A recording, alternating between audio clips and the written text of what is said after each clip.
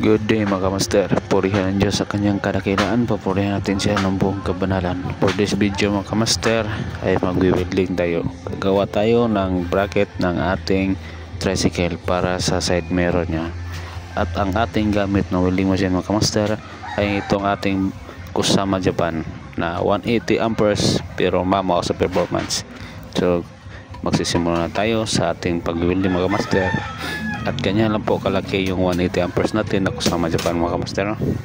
At yan ay akin na siyang i-preheat. At ito mga kamaster, kita nyo mga kamaster, oh, napaka ganda ng kanyang sunog mga kamaster at napaka-asol ng kanyang apoy. Dito nyo makikita yung quality ng isang welding machine mga kamaster. At doon sa unang spot ko mga kamaster ay medyo nabutas yung ating bracket. Ang gamit kong welding rod dito mga kamaster ay 6011 na nakaset siya sa 120 amperes.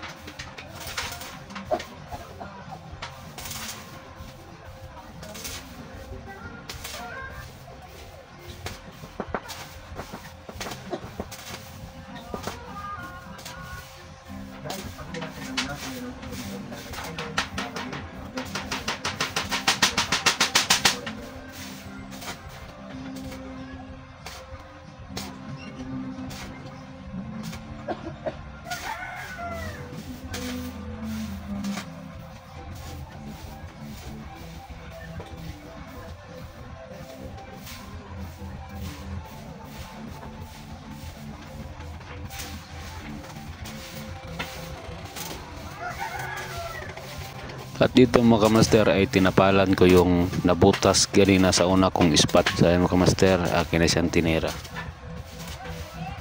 At dahil nandyan ka pa sa video na ito mga kamaster na patuloy na nanonood, alam ko po na gusto mo rin ang video ko ito. Kaya kung maaari po mga kamaster ay makikilambing lang po, makikihingi lang po sana ng subscribe, like, and comment upang maging updated din po kayo sa susunod ko pong mga video mga kamaster. So maraming salamat po mga kamaster. Tuloy lang po tayo sa ating buhay. Kahit mahirap, lumalaban pa rin. Magsikap lang po tayo mga kamaster, no? Mamumuhay lang po tayo ng marangal at walang tinatapakang tao. Mamumuhay tayo ng patas upang mapurihan natin ang Panginoong Diyos. Sumunod po tayo sa kanyang kalooban.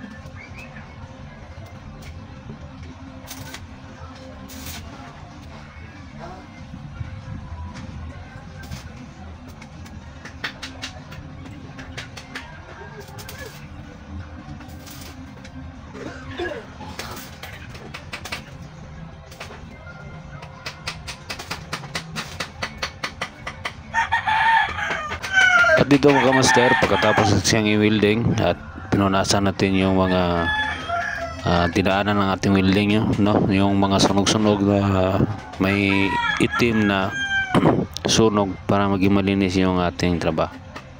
At ito na po yung kanyang pinispada mga kamaster. So hindi yan masyadong pulido mga kamaster, no? Kasi nagpa-practice pa lang tayong mag-welding. So ayan, hanggang dito lang muna ang ating video mga kamaster. Maraming salamat po sa panonood. God bless you all po hanggang sa muling video. Thank you and bye.